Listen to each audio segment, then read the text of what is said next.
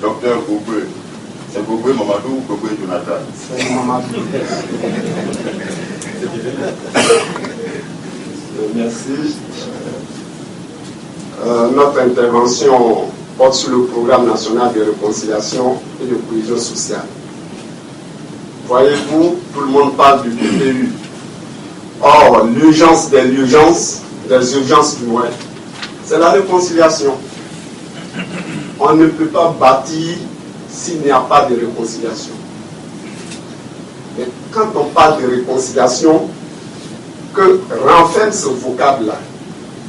Et comme nous-mêmes, nous nous sentons pas à même de tout dire sur la réconciliation, nous sommes orientés vers le dictionnaire illettré qui nous dit que la réconciliation et la cohésion sociale sont deux expressions indissociables dont la seconde est l'effet induit de la première.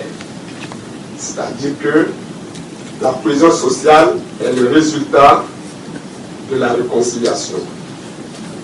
Pour tout dire, ramener à l'échelle sociale, la réconciliation et la cohésion sociale se résument en termes de ciment ou de liens qui fortifient les relations humaines et instaurent un climat propice pour vivre ensemble. Pourquoi aujourd'hui la réconciliation? Quelle est la pertinence de ce thème pour l'émergence dont on parle tant? En fait, dans une société où cohabitent des personnes d'éducation, d'intérêts et d'ambitions contradictoires, les heurts sont leur lot quotidien. Ainsi, la réconciliation en vue d'une cohésion sociale est-elle un impératif pour tous pour aplanir les incompréhensions survenues pendant leur marche vers un mieux-être? En Côte d'Ivoire, en fonction des circonstances et des intérêts du moment, des conclaves ont eu lieu quand la machine sociale s'est trouvée grippée. À l'occasion, et quand on était encore au temps du parti unique, on nous parlait, nous on était encore enfants, on entendait le congrès du PDCI. C'était aussi une forme de se voir pour relancer la machine, pour donner les grandes orientations. Après, bon, on parle des journées de la paix ici aujourd'hui, qui sont des journées écuméniques. Tout le monde prie. Seulement la question, est-ce qu'on prie avec sincérité? Après, on a parlé de du forum de la réconciliation nationale en 2000. Après l'élection du président Gbagbo, qui lui-même a qualifié les élections de calamiteuses, lesquelles élections l'ont pourtant mené au pouvoir.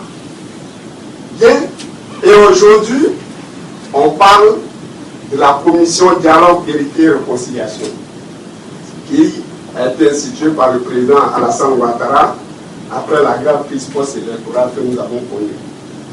Vous voyez donc que tout ceci montre que la réconciliation est quelque chose dont la société ne peut se passer.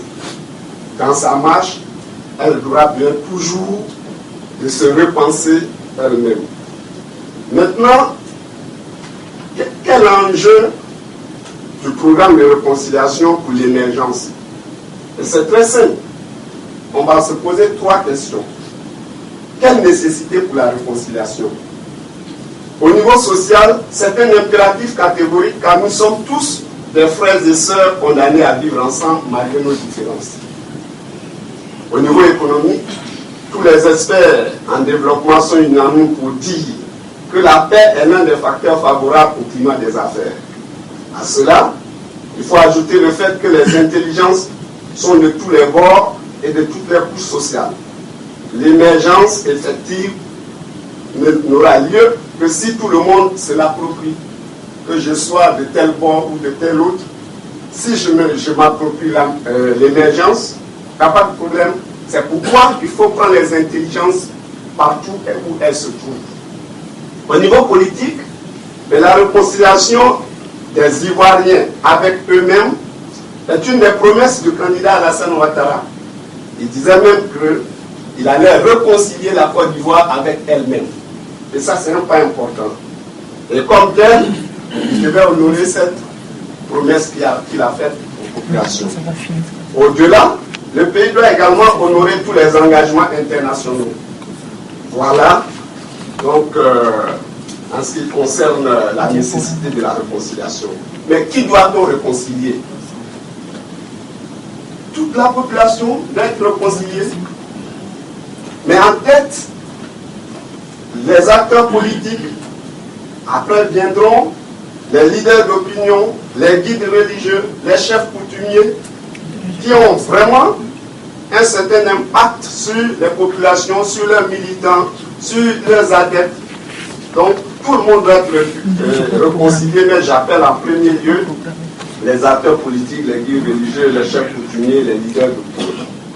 Maintenant, dans quelles conditions aujourd'hui, dès qu'on parle de la haie, on dit tel est un pieu essentiel de la réconciliation.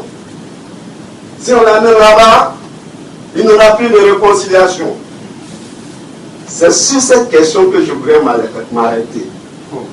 La réconciliation doit-elle s'opposer à la justice?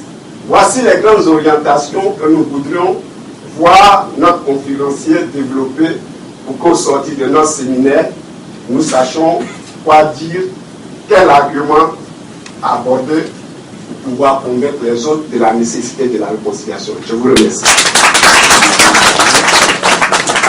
Merci beaucoup.